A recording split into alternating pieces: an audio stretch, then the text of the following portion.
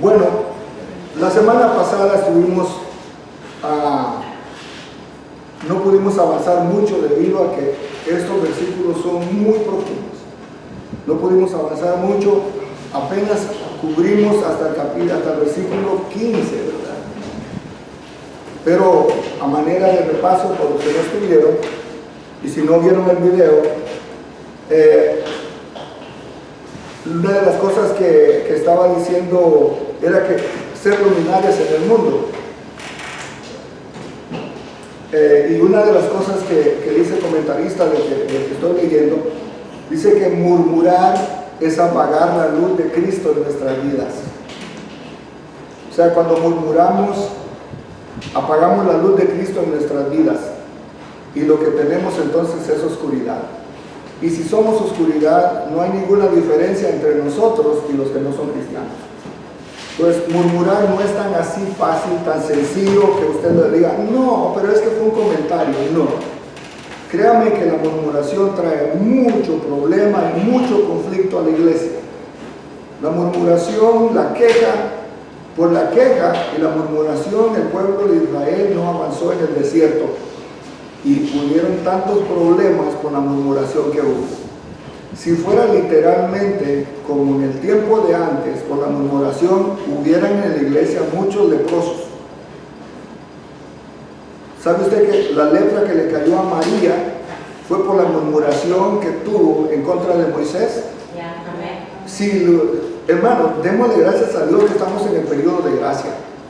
Pero si estuviéramos bajo la ley, créame que muchos en las iglesias estuvieran leprosos. Y la lepra se pega. Por eso si usted escucha murmuración, pare la de una vez, hermano, por favor, a mí no venga con las cosas. Tome la autoridad en el nombre del Señor, porque usted va a ser, mientras usted me viene a contar a mí, cuando usted me viene a contar a mí, es chisme. Si a usted le viene a decir que usted lo para en seco, ahí se terminó. Donde para la murmuración, termina la contienda. Yo no voy a estar esperando que usted venga a decirme a mí, eso es chisme. Usted tiene la autoridad de decir, hermano, ¿sabe qué? Eso no conviene. Si usted mira esto y esto, vaya con el pastor y yo con gusto los atiendo. Porque muchas veces son por malentendidos, ¿verdad? O cosas que realmente no tienen ni salvan ni condenan, pero la gente está con raíces de amargura sencillamente porque no lo dice. Es cuestión de hablar y exponer cuando uno está molesto, pero no murmurar. Porque no le gustaría, yo le pongo esto, y Jesús dijo la regla de oro y la regla de plata, ¿no? Que no hagamos a los demás lo que no quiere que nos hagamos nosotros, y no hagamos con otros lo que no quieren que nos hagan a nosotros.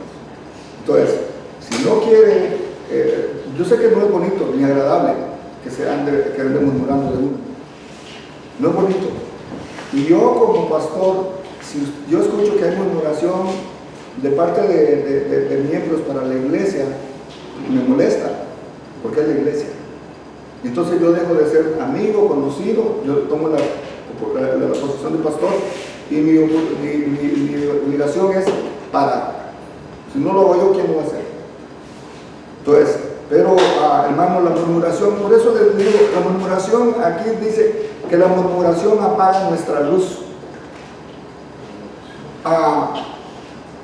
Dice porque manifiesta que no hay diferencia entre nosotros y los inconversos que nos rodean. Es nuestro deber reflejar la luz, así como la luna refleja la del sol. Se recuerda que estábamos diciendo de que la luna no tiene luz propia. La luna está reflejando la luz del sol. Si el sol deja de brillar, la luna no brilla. Entonces, si lo mismo pasa, si nosotros no tenemos a Dios, vamos a dejar de brillar, porque nosotros no tenemos luz propia. La luz que nos da es nuestro Señor. Y así es que, por eso es que es importante de que veamos de que la gente necesita ver la luz de Dios en nosotros. También el apóstol Pablo toma como un hecho que los filipenses creyentes ya estaban resplandeciendo en medio de un mundo perverso. El mundo es la esfera del dominio del enemigo de Dios. Satanás es un reino de tinieblas y es ahí donde como cristianos debemos brillar. Hemos sido puestos como luminarias y no podemos eludir esta responsabilidad. Es nuestra responsabilidad brillar, no es una opción. Aunque vayamos tenemos que brillar y tenemos que demostrar qué clase de Dios tenemos, cuál es nuestra convicción. No podemos pasar inadvertidos y que ni siquiera se sepa quiénes somos. Somos cristianos, amén. Así que es responsabilidad. Por ejemplo, quiero hacerlo así, si usted lo quiere compartir, hágalo, pero es parte de un estudio, ¿verdad? ¿Y alguna vez usted en su trabajo, en su casa o en algún lugar ha tenido que tomar una iniciativa de que, siendo luz en medio de las tinieblas? Si lo quiere compartir, comparta.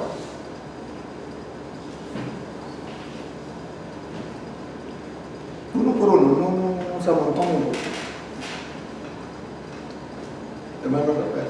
Sí, ahí una vez sucedió de que alguien en el trabajo se empezaba a llevar cosas y vinieron a mí y el patrón me conoce, entonces yo no puedo tapar el sol con un dedo y decir no, yo no vi nada, si sabes que es irregular. Y la persona llegó conmigo, ¿por qué? Pero es que, mira, yo no puedo encubrir lo que estás haciendo. I'm sorry, pero no puedo. Me preguntaron y yo dije, yo te vi. Así de fácil. Entonces, la persona pues me toma recelo y de plano pues ya no me hablo más, ¿verdad? Pero mi patrón me tiene confianza, me da las llaves de su casa, tengo los códigos de las casas, tengo sus tarjetas de crédito de la Home Depot, y él sabe que yo no le voy a tomar un peso, pero el ver a la persona, o sea, enfrentarla así y... No es fácil. No es fácil.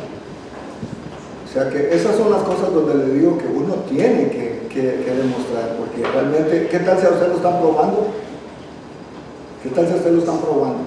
Hermano Israel. Pues en mi caso y en la casa, no fue así de terminar como con Rafael, pero en mi caso, pues yo puedo decir que a la hermana Gloria fue la luz de las tinieblas, porque pues si yo no estaba en tanta tiniebla, pero yo andaba en no caminos derechos como los católicos, ¿verdad? Y gracias a ella, que fue la luz que el Señor un camino para traerme aquí. La hermana Gloria fue la luz. La luz para que le alumbró a usted. El camino. Eugenio. Sí. Nosotros nos reunimos, esta vez, bueno, nos reunimos en diciembre como la estación especial en una casa y entonces ahí pues tenían de todo, tomar, todos tenían hasta sus barritos, según. Yo le dije, no, gracias, le puedo dar una gracias, está bien. Entonces, hace poquito fuimos a otra casa, o en verano también, pero terminó el año escolar, y fuimos a una casa igualmente. Entonces tenían allí así que karaoke para cantar, ¿verdad? Igualmente estaba cantando la música mundana. Entonces me dijeron, ahora es tu turno. Le dije, sí, pero yo no voy a cantar de esa música, yo voy a cantar música cristiana. Pues está bien, dice. Así que ahí canté un canto cristiano y después dos personas me preguntaron, no había oído yo esa canción, dime cuál es, o mándame así, ¿verdad? La dirección para yo poder escuchar. Sí, tal vez hay cosas pequeñas que uno puede, no es necesariamente que sea drástico, ¿verdad? Pero sí por lo menos que la gente se dé cuenta. Cuando, por ejemplo, le voy a poner un ejemplo. Wilmer, yo soy tu trabajador y tú eres mi supervisor, pero sabes que yo llego tarde, que yo soy impuntual, que hago mi trabajo de la patada. Y yo me voy a otro trabajo y te pongo a ti como referencia. porque tú me conoces. ¿Cuál sería tu carta de recomendación? Porque soy cristiano, tengo que hacer lo mejor posible. Le quiere decir que no me van a dar el trabajo por tu culpa. Sí. ¿Se da cuenta cómo eso, poniéndolo en la vida diaria, se da cuenta cómo hace la diferencia? Mire, muchas veces nosotros queremos agradar a la gente, pero se nos olvida que tenemos que agradar primero a Dios. Por eso le pido, por favor, haga las cosas correctas, porque yo como pastor no puedo estar mintiendo por gente irresponsable. No importa si usted es niño, joven, adulto, viejito, lo que quiera. Usted viene a pedirme una carta de recomendación, yo voy a decir cómo es usted, cuál es su carácter. Porque qué tal si yo pongo mi cara y decir, hoy es una persona bien puntual, hace sus tareas a tiempo, y resulta ser que es lo contrario. ¿Quién está mintiendo? Yo. De pedir una carta de recomendación de un pastor, hermano, o de un cristiano, tiene usted que tener consciente de que ha estado haciendo las cosas bien. Porque como dice Wilmer, y es la mejor respuesta que puedo, si soy cristiano, voy a decir la verdad. Por eso es que tenemos que dar buen testimonio. Porque no es, usted sabe, no soy un buen trabajador, pero me echa la mano, habla bien por mí. Y el día cuando yo llegue a hacer, me dan el trabajo, él me recomendó, ¿verdad? ¿A quién van a llamar? A fulano de tal. Hermano, ser cristiano es un compromiso, es una responsabilidad, no para la gente, ante Dios. Si usted queda bien con Dios, créame que con la gente, tal vez no va a quedar tan bien, pero usted hizo lo correcto. Eso lo he dicho yo como principio. Haga lo correcto. Si haciendo lo correcto usted tiene problemas, por lo menos hizo lo correcto. Por ejemplo, yo visito unos hermanos y hay un muchacho que trabaja ahí, ya no me habla porque yo dejé de hablarle, porque bien malcriado, hermano. No, ese hombre, si me echa dragones de la boca, yo no sé por qué, pero le dijo el otro hermano, le dice, Wilmer te va a llevar, le dijo, tal cosa. No, a ese vato no me lo mandé, le dijo, ya no me quiere ni hablar y no, ni él lo quiero, dice, le digo, no, es que tú dices muchas malas palabras, y se arregló. Pero lucen las tinieblas, lucen las tinieblas. Tenemos la responsabilidad de ser luminarias en el mundo. Acuérdese de esto, luminarias. Una luminaria se va a ver de lejos. Como estaba diciendo hermano Rafael, ¿verdad? Cuando él dijo lo que había visto, porque era verdad, esa persona se molestó. También el hermano dijo, ¿verdad? Esta otra persona también se molestó. No conocen al Señor. Pero lo más triste, pastor, es que a los que conocen al Señor, y a veces uno les dice algo, se molestan. Exacto. ¿Qué puedo hacer en ese caso, hermano? Porque yo, la verdad, yo eventual en mi corazón no creo, pero si él me habla, no voy a poder hablar, pero... No, mi consejo es, Wilmer, tú no puedes cambiar a la gente, sigue siendo tú, pero dile, por favor, si él se expresa mal de ti, entonces tú tienes que decir, ¿sabe qué? Eso que está diciendo a mí no me gusta. Ahora, la gente va a hablar como quiere hablar. La gente tiene su... Es que él dice que yo dejé de hablar, le dice, pero no me ha callado. No, pero es que tú no lo vas a poder cambiar. Mejor para mí, tú sigues siendo tú. Pero prácticamente ignora, realmente demuéstrale quién eres tú. Y así el día de mañana, créeme que cuando sepan de que a ti te molesta eso, por ejemplo los chistes rojitos, y cuando usted llega cambió la cosa. Me acuerdo una vez llegué a un lugar y estaban haciendo chistes y contando tanta cosa. Cuando de repente me dijeron, pastor, fíjese que esto, y vi la cara cómo cambió, porque todos los que estaban haciendo eso, yo no dije nada, a mí me dijeron, desde el momento que dijeron, pastor, ¿por qué? Porque, pero si usted ni siquiera dice que es cristiano, ¿cómo? O sea, ahí tiene que ver, yo soy cristiano, ¿y por qué no participo de eso? Mi responsabilidad tu responsabilidad es no hacerlo tú. La gente va a hablar y va a hacer lo que... Pero ya el momento que sepan de que a ti te ofende, te molesta, es muy posible que ya esté ganando respeto. Somos cristianos ahí. Bueno, pero el que es cristiano tiene que ser cristiano en todos lados. Amén. Sí. Lo que está diciendo usted, eso de referente al ser luz en medio de las tinieblas, lo importante, ¿verdad? Porque ahorita le estaba diciendo a Rafa que hace una hora posiblemente tuve visita, llegó mi sobrina, ¿verdad? Y me dice, me estaba haciendo una invitación a una despedida de soltero porque una amiga que yo la conozco también se casa. Y me dice, quería invitarla, me dice, es un domingo. Y le dije yo, pues estaría bien, le digo, pero la verdad le voy a ser sincera, invítame a la comedera, le digo yo, a la boda sí voy a ir, pero despedida de soltera no, le digo. Pero ¿por qué? Me dijo ella, mamita, le digo, yo ya sé, yo anduve en esas despedidas de solteros, yo sé lo que es eso, pero va a ir mi hermana, pues su hermana es menor de edad, va a ser en su casa. Y le digo yo, ¿qué quería asustar? Su hermana, una menor de edad, va a estar ahí. No, me dice, es que van a hacer juegos, no así, me dice, como usted piensa. Sí, le digo, porque para mí yo tengo que cuidar mis ojos espirituales, mis oídos, yo como cristiana que soy, pues le digo yo, ¿se imagina? Le digo yo, si yo voy a algún conocido, lo como he escuchado en otras personas, lo que les han visto en lugares de eso, con lo que hacen, cosas que ya se imagina usted, ¿no? Y le digo, vean a mí, digan a la hermanita Sosa, miren, andaba viendo encuerada, andaba aquí. O sea, ¿qué testimonio como mujer cristiana, como una hija de Dios, voy a dar ante mi familia, ante los demás hermanos? Porque empezamos a decir, wow. Son muchas cosas las que están en juego. Acuérdense, somos luminarias en el mundo. Ese es el punto. Somos luminarias en el mundo. Y dice que lo que estaba diciendo usted de los chistes ahorita, qué importante es también. Porque a mí, recién llegada acá, yo tenía unos 4 años de estar en el Evangelio.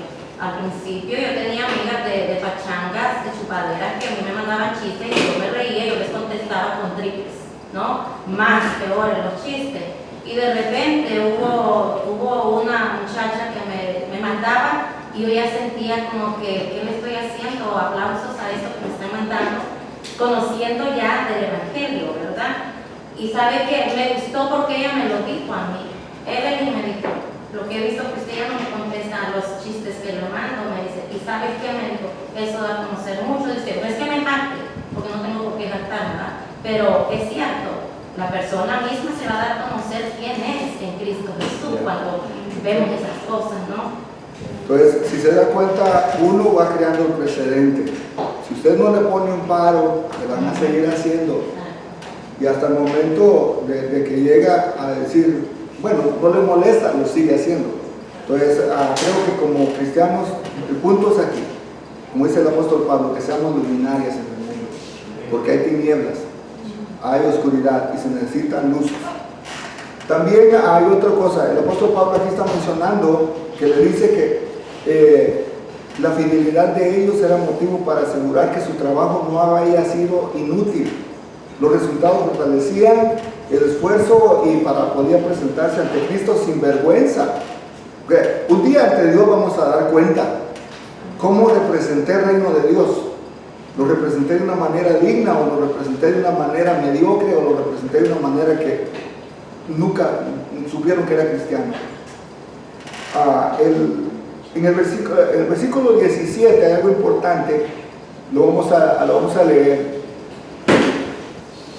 Dice, bueno, desde el 16 podemos ver, desde el 16, dice, así de la palabra de vida, para que en el día de Cristo yo pueda gloriarme de que no he corrido en vano, ni en vano he trabajado. O sea, el apóstol Pablo lo que está diciendo ahí es de que, acuérdense, el apóstol Pablo tenía en mente, como cuando usted entra a una carrera, antes de entrar a la carrera se tiene que preparar, hay disciplinas que tiene que seguir. Entonces, el apóstol Pablo está diciendo de no correr en vano, de no hacer algo por gusto. Él sabe perfectamente de que lo que él está haciendo ha dado frutos, porque él lo está exponiendo y diciendo que ha valido la pena lo que se ha invertido en los filipenses, porque ve que ellos están siendo luminarias en el mundo.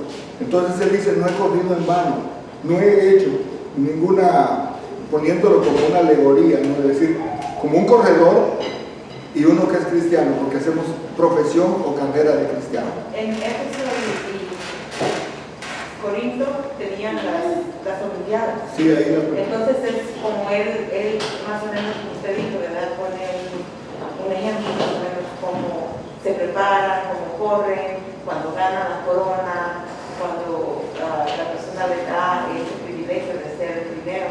Entonces es ahí como lo está comparando. Sí, porque una carrera significa limitarse a muchas cosas, ¿verdad? Entonces el apóstol Pablo lo está poniendo de esa manera. En el versículo 17 dice, y aunque sea derramada en libación sobre el sacrificio y servicio de vuestra fe, me gozo y regocijo con todos vosotros. Hasta el versículo 18 dice, y asimismo gozaos y regocijaos también vosotros conmigo. Aquí hay algo interesante que muchas veces no lo vamos a entender, porque está utilizando, él está yendo a lo que es en el libro de Números. Él está yendo a traer algo que está en la ley, que era lo que se hacía. Si usted ve Números, capítulo 28, el versículo 6 al 7, si usted lo puede buscar, eso es lo que el apóstol Pablo está haciendo referencia en este versículo. Números, capítulo 28, del 6 al 7. ¿Ah? Sí, aquí es donde, si usted lo tiene, lo puede leer. Números capítulo 28, versículos 6 al 7.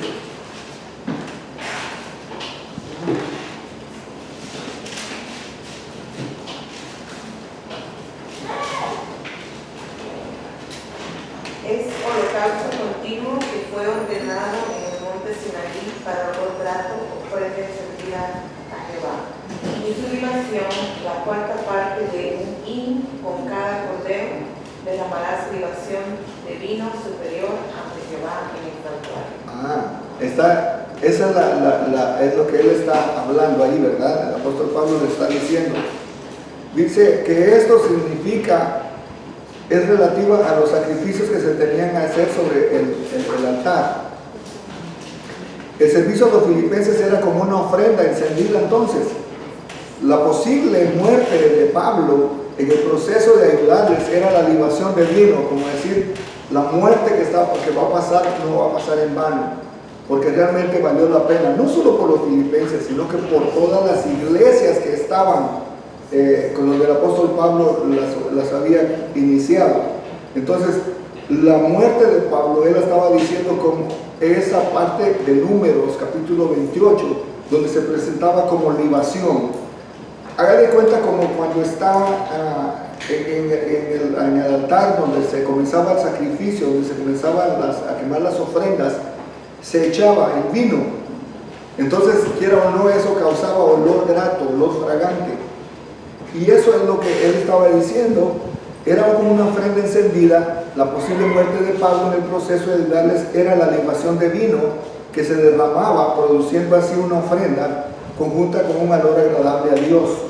El escritor afirmó que aunque en su vida terminara pronto en la muerte por causa de su servicio, no sería ocasión de queja, sino que hay un regocijo, una identificación entre el servicio y el gozo. El gozo de ellos era también de él. Perdona la pregunta, ¿qué debo de entender por libación? Yo no entiendo. Libación, como derramar. Es derramar o echar. Cuando está diciendo la libación es como echar. Si pues supongamos que yo tome el agua, ¿no? Y diga yo, cuando derramo el agua es una libación sobre algo. Eso es la palabra. Ese es el significado. El ejemplo de Pablo entonces, en este versículo, es de aprender que el gozo verdadero de servir y buscar los intereses de los demás. Se recuerda que el apóstol Pablo estaba diciendo de que no lo hiciéramos tanto por nosotros, sino que por los demás.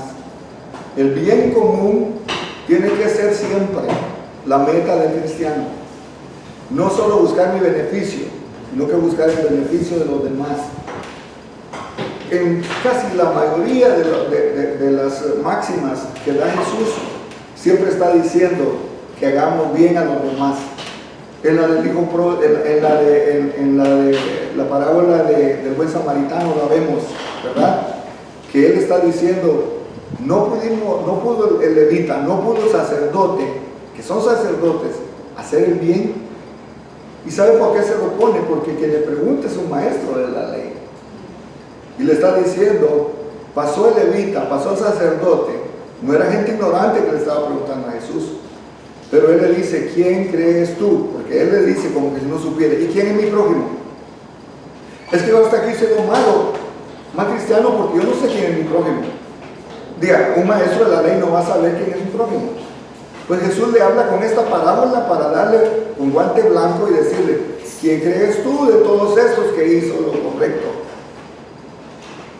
¿Para quién fue el prójimo? ¿Sabe que después de la parábola, esto es importante, cuando Jesús le pone la parábola ahí, le está diciendo, quien después de Cristo hubiera tenido que hacer el bien, ¿quién era? El sacerdote. El primero. Él tenía que hacer el bien. Entonces él esperaba que, pero Jesús va por otro lado y le dice, de quien menos esperaba fue el que hizo el bien, porque los samaritanos eran considerados de segunda categoría. Entonces Jesús le contesta a él, mira, para que te des una idea, el que tenía que haber hecho lo bueno no lo hizo, sino que lo vino a hacer una persona del que no se esperaba que lo hiciera. Sí, o sea, los judíos estaban muy aparejados a la ley. Y pues decían, ¿verdad?, que no podían tocar sangre, no podían tocar esto o otras razas. Y a pesar que oyeron que Jesús daba diferente manera de ver la ley, pero qué difícil fue para ellos. O sea, bueno, ellos estaban cegados, la Biblia dice, ¿verdad?, que cegaron, que les cegó los ojos para que no vieran. Pero qué difícil que lo que según se suponía que iba a ayudar a salvarlos fue lo que vino a... Pero hay una cosa, que no podían tocar un muerto, pero él no estaba muerto todavía, estaba herido. Entonces, ni aún con esa, cuando nosotros queremos ignorar, hacer el bien a los demás, vamos a buscar cualquier pretexto. Entonces, Jesús, por eso les traigo este ejemplo. Pudiéramos verlo en otros, porque hay muchos ejemplos donde dice que nosotros le hagamos el bien aún a nuestros enemigos. Entonces, eso es para que nos demos cuenta de que tenemos que hacer el bien a los demás. Los intereses de los demás tienen que ser intereses importantes para nosotros también. Puede ser contagioso y resultará en un mayor gozo cuando otros se involucren en este sentido. En el versículo 18, el apóstol Pablo invita a los filipenses a participar con él del regocijo espiritual. Por eso podía decir con autoridad, lo que aprendiste y recibiste y oíste y viste en mí, esto hacer.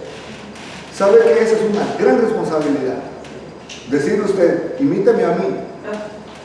Porque hay muchos que digan, no, a mí no me mire usted, no se fije en mí, porque yo soy imperfecto. Yo soy esto y soy el otro. Esa es una excusa barata. Pero, y esa excusa yo la uso porque yo le digo, a mí, no se fije en mí, hay que seguir al que yo sigo hacia el Señor y yo va a errar. No. Yo sí le digo, a mí, yo estoy en el camino igual que usted, la meta está allá, no se mide los corredores, no mide los corredores, mide la meta.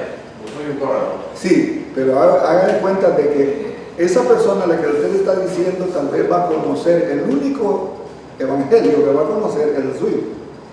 Y si no lo pueden imitar a usted, quiere decir que no está dando un testimonio claro. Entonces, ahí es donde entra realmente el desafío de que tengo que cambiar. La gente no tiene que... Le voy a poner un ejemplo. Wilmer trajo esto a las malas palabras. ¿Cómo doy buen testimonio yo a otro de que mi vocabulario ya cambió? No diciéndolas. No diciéndolas. No es tanto lo que haga. Muchas veces la gente lo que habla y la gente no va a tener la oportunidad de conocerlo porque tal vez lo escuchó una vez y lo escuchó diciendo una grandota, es decir, ya no quiero escuchar el resto. Porque si así estamos en lo poquito, en lo más, ¿cómo estará? Entonces, esas cosas, por eso le digo, el apóstol, por eso digo que esto no es fácil, este es un desafío. El apóstol Pablo dice, lo que recibiste, oiga, lo que aprendiste, lo que recibiste, lo que oíste y viste en mí, esto hacer. Porque eso ya se muestra que usted está dando un buen ejemplo. Entonces estamos llamados a dar un buen ejemplo. Estamos llamados a ser imitadores. Él dice ser imitadores de mí como yo de Cristo. sea, en ningún momento le estoy diciendo que usted se ponga como una persona perfecta, pero sí tiene usted que decir, mire, yo estoy en el camino, como yo también estoy en el camino, pero yo tengo que darle el ejemplo a usted. Yo soy su pastor, ¿verdad? Usted espera de mí una buena conducta, porque soy el pastor. ¿Qué pasa si yo hago una cosa que usted dice, esto no lo esperaba que el pastor lo hiciera? Pues ahí tengo una respuesta. Todos somos humanos y todos estamos en el camino y todos podemos tener errores. El Señor lo dijo, ¿no? La palabra dijo que estamos en la carne y yo puedo ver a lo mejor si usted es un error, a lo mejor está en mis ojos está el error que yo veo en usted y tal vez no lo es. Bueno, lo ideal es que usted no vea eso en mí. Ya. Porque Como usted me puede decir, mire, usted me puede decir, pero hasta el momento que usted vea hasta qué punto le afecta lo que yo haga para su vida espiritual, usted me va a decir las consecuencias. Uno se considera muy maduro en entender que todos podemos caer, pero de que caigan a que caigan, hay diferencia. Supongamos, y le voy a poner un ejemplo. Desde el momento que uno es líder, uno tiene la responsabilidad primero ante Dios. Antes de yo ser infiel a mi esposa, le voy a ser infiel a Dios. Amén. Si yo tengo esa mentalidad, entonces voy a tener la delicadeza, más cuidado de cómo tratarme, porque yo sé que de Dios no me escapo. Amén. Porque esa es una manera, yo no le estoy diciendo de que somos humanos y que podemos caer, yo lo he dicho, porque somos humanos. Pero lo ideal es que yo esté con mi mentalidad de no hacerlo para no traerle piedra de tropiezo a alguien. Yo le voy a poner un ejemplo y no quiero tomar nombres, pero es algo que se conoció durante mucho tiempo. ¿Alguien escuchó de Jimmy Swaggart? Sí. Amén. Un hombre conocido en Centroamérica, en Sudamérica, era un hombre que cuando predicaba era hermoso. Y la gente, haga de cuenta que en ese tiempo, Dante Gebel, como en ese tiempo, era más todavía, era cantidad para su tiempo. Desde el momento cuando cayó en adulterio, su testimonio se vino por los suelos. Pidió perdón, hizo todo lo que sea, siguió predicando, pero ya nunca se volvió a levantar. Entonces yo le digo que las consecuencias las va a pagar el que las hizo, pero también cuánta gente se llevó, a cuánta gente desilusionó.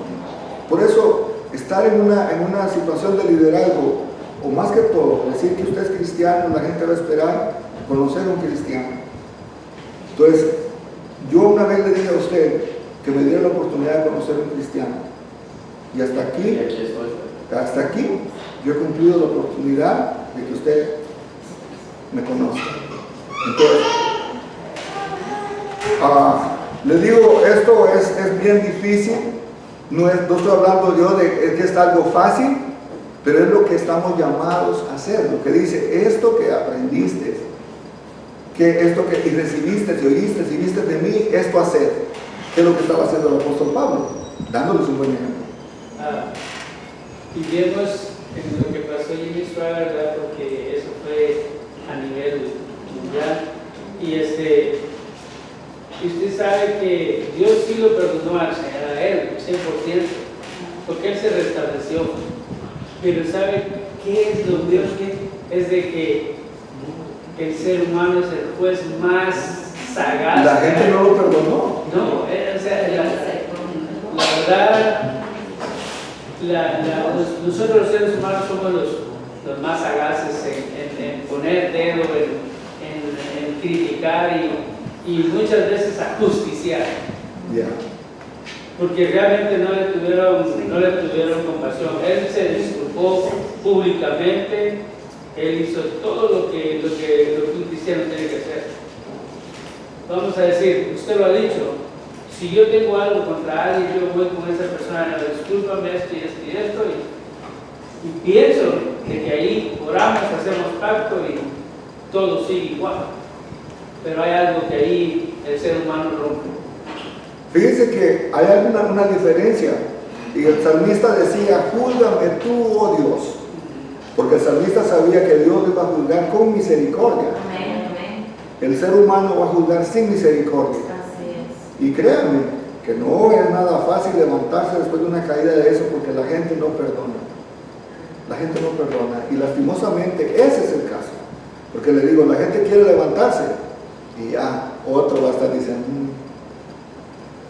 precisamente porque le estoy poniendo este ejemplo, no porque le está diciendo, yo soy más pequeño, mira, yo sí puedo hacerlo, porque no hacer, no.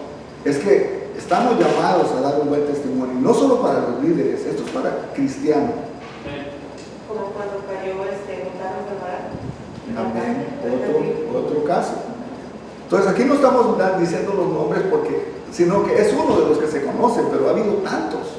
Pero muchas veces, pastor, cuando la gente no tiene misericordia, ni el propio hermano en Cristo, en uno llega a tener misericordia por ellos, por los errores que puedan cometer. Aprende mucho uno, te voy a decir. Cuando no ha perdonado a uno, también uno está en la obligación de perdonar. Acuérdense, a que más se le perdona, es más agradecido. Porque si el Señor me perdonó muchas cosas a mí, ¿se me va a hacer difícil perdonar a otro? No, yo tengo que también saber perdonar. Sí. Entonces yo entiendo el concepto de que la gente no perdonamos. Yo soy uno. Pero entonces, ahí la gente que seguía este personaje, seguía al hombre, no tenía la mirada en Cristo. Seguía una figura, el humano que predica, mas sin embargo, si no perdonó a ese hombre, solo tenía la visión puesta a donde iba. Es lo que yo le digo, la meta está arriba. Mire, aquí somos borreguitos. Sí, yo se lo entiendo. Y así debe ser, poner la vista en el Señor. Pero esto no quiere decir que cuando una persona que usted considera un ejemplo, le queda mal. O sea, por eso tiene uno que tener cuidado. Y no es tanto de que no se entere fulano, sino que es antes a Dios. Entonces ese es el principio. Y el apóstol Pablo lo está diciendo aquí, de que tenemos que ser un buen ejemplo. Wilmer, quería decir algo. Sí, quiero aclarar algo. El muchacho de las malas palabras, él no es cristiano, él llega ahí, yo le he dado un ejemplo. Entonces, pues yo pienso seguir hablando, pero a mí me da hasta náuseas por escuchar hablar mal así. Pero acuérdate que en un tiempo también tú usabas las lenguas. Sí, yo sé, pero no así, hermano. Pero no usemos escalas de comparación. Sí, no, porque claro. ¿De qué manera vas a mostrar que tú eres diferente? No hablando diferente. Hablando diferente. Sí. Bueno, vamos a avanzar porque si no nos vamos a quedar en esto y prácticamente no es lo que estamos tratando aquí. Es como dice el apóstol Pablo, ¿verdad? De que nos alegremos juntamente con él, de que nos gocemos, porque no ha sido en vano lo que les ha enseñado, y él lo está recalcando en este versículo que saqué, de que lo que hemos aprendido, bueno, que eso lo pongamos, que eso hagamos. Seguramente la iglesia de Filipos amaba a Timoteo como a Pablo, y eso ya viene en el versículo 19, pues ya había tenido un íntimo prolongado contacto con él, y ese es el versículo 19 donde dice: espero en el Señor Jesús enviaros pronto a Timoteo para que yo también esté de buen ánimo al saber de vuestro estado. Y el versículo 20 dice: pues a ninguno tengo del mismo ánimo que tan sinceramente se interese por vosotros.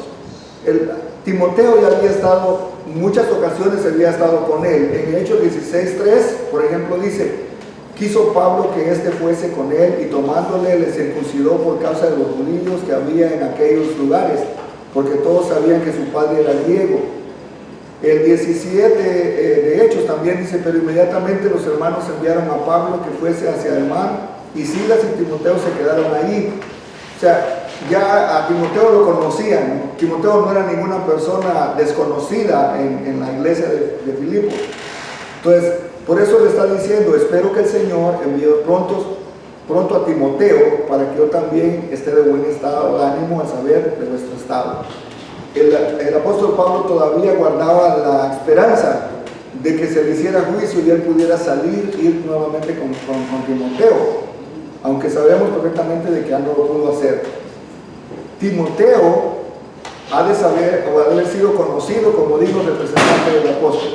El apóstol Pablo dice que ninguno tenía mejor ánimo que el que tenía en servir como Timoteo.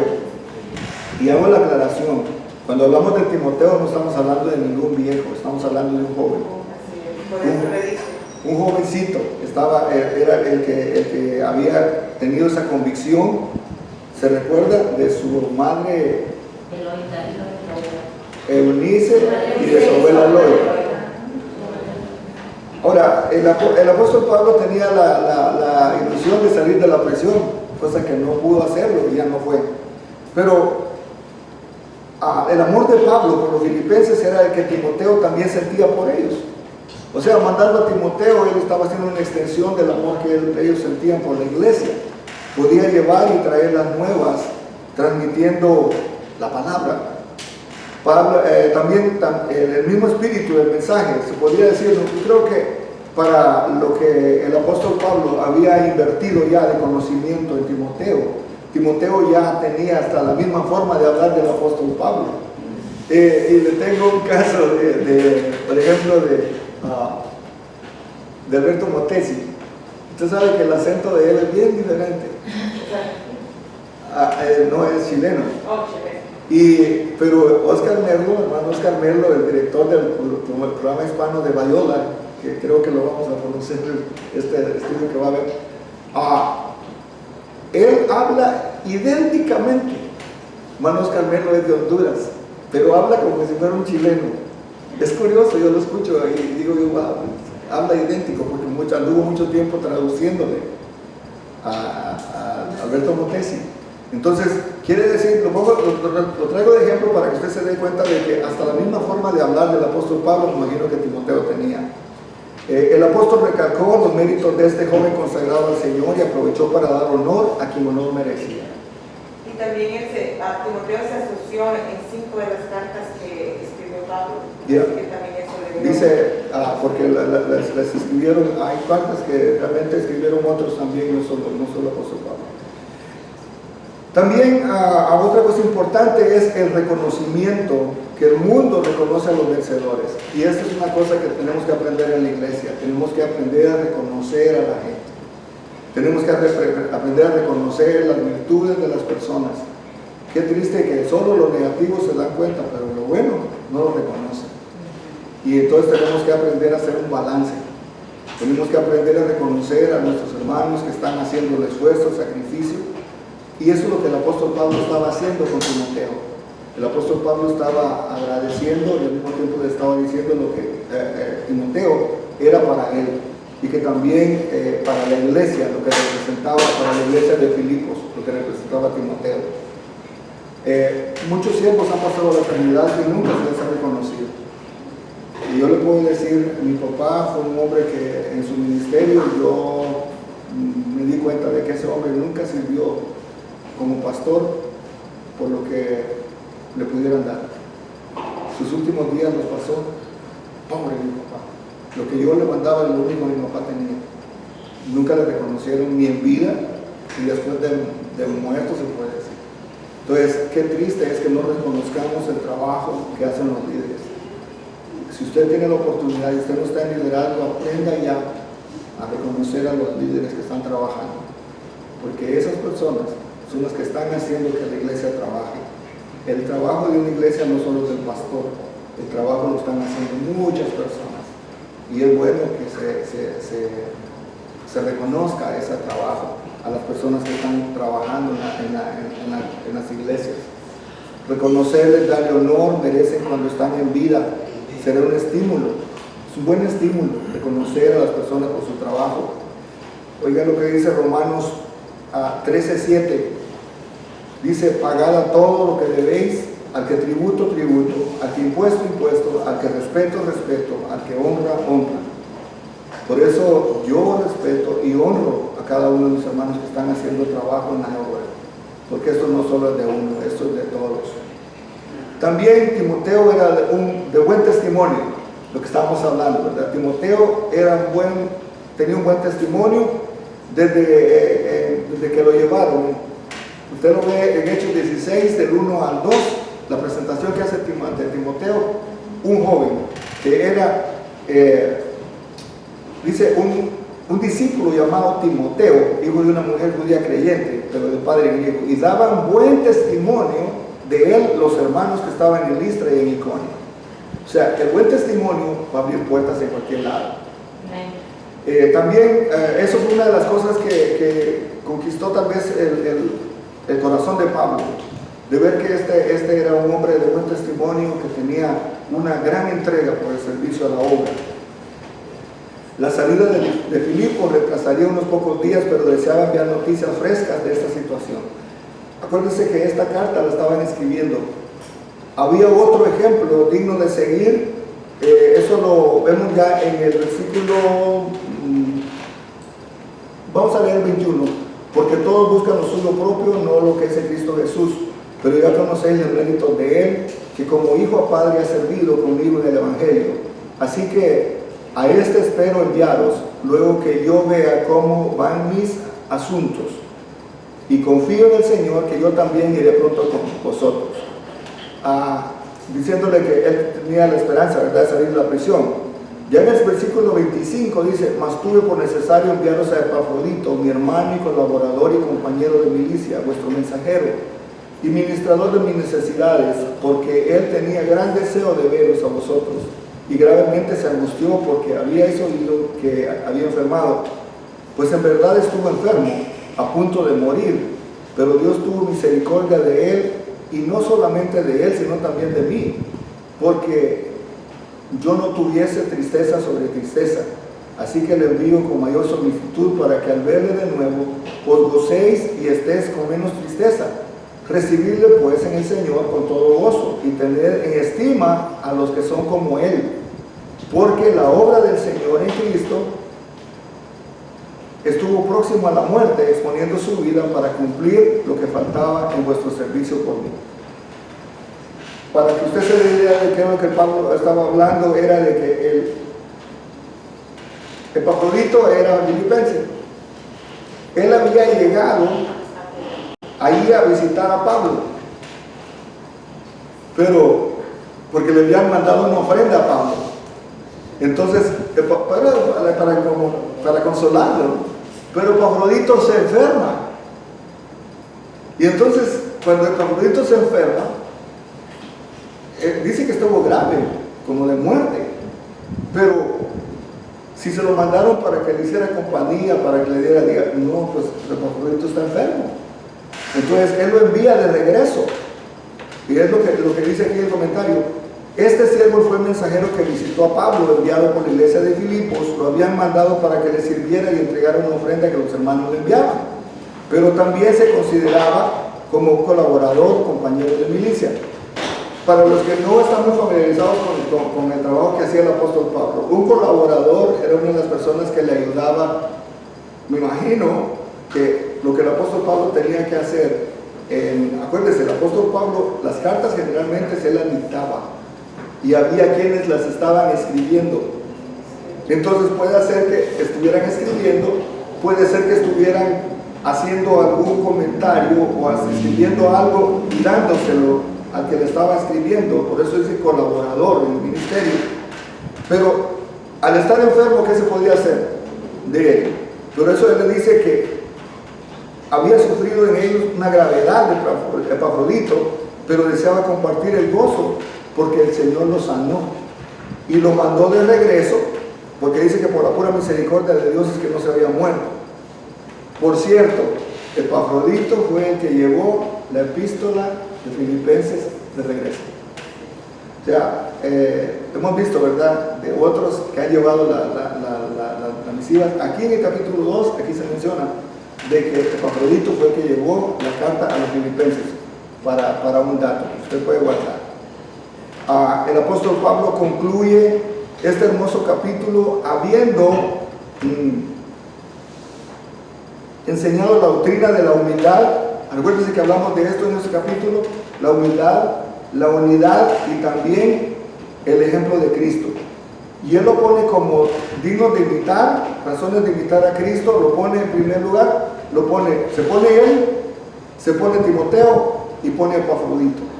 Epafrodito es una muestra del amor que tiene por la iglesia. O sea, si queremos servir al Señor, tenemos que en un momento, el amor que tenemos por la obra nos va a tener que dar esa mía extra, porque tal vez estamos cansados, fatigados, y el amor a la obra nos va a tener que dar eso extra. Aquí lo vemos en el apóstol Pablo, en la cárcel, a Timoteo y también a Epafrodito. A grandes rasgos, el bosquejo de aquí desde el 12 al 30, que nuestra salvación es viva. ¿Se recuerda que dijimos que la salvación es viva? Y si es viva, tenemos que estar alimentando nuestra salvación. También vimos que hay responsabilidad del cristiano. También que tiene que haber una aplicación a la vida diaria.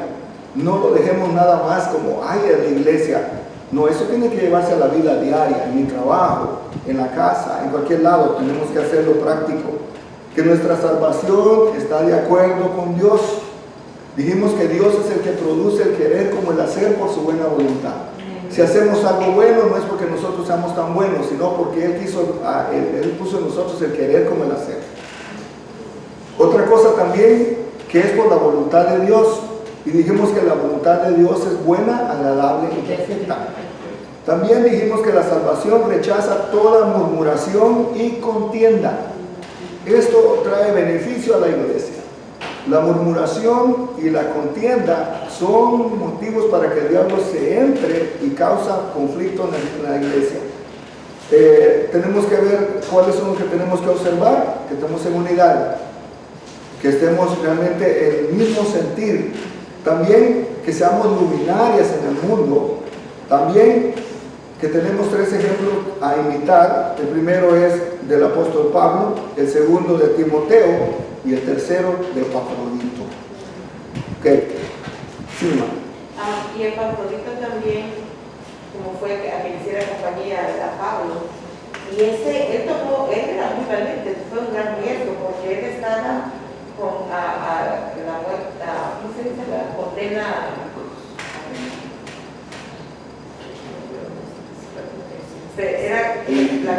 La condena que tenía era de lo peor, y sin embargo él se fue, sí. Él era valiente.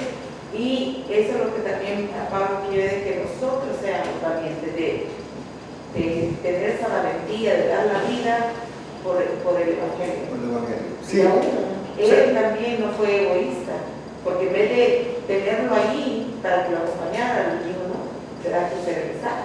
Y sabe que esto tal vez no lo logramos captar muy bien, porque a Pablo le iba a hacer falta tenerlo ahí con él.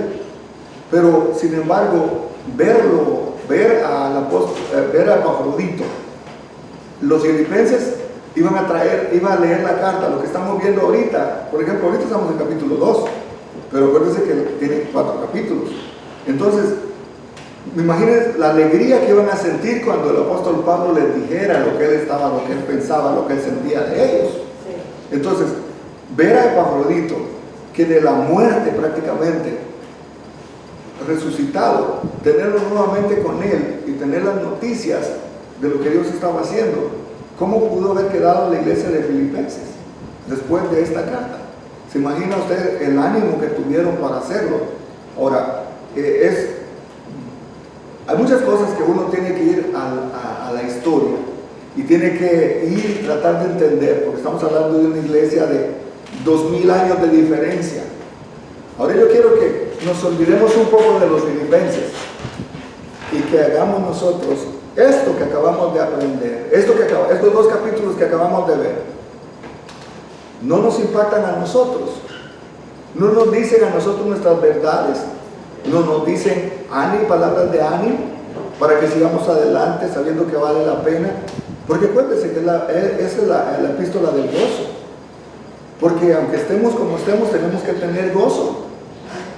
Yo sé que todos tenemos problemas, pero tenemos que tener gozo. Entonces, esto es básicamente del capítulo 2, así cierra el capítulo 2, viendo todo esto. El del capítulo 2 es lo que encierra. Lo que le acabo de dar es el bosquejo de este capítulo.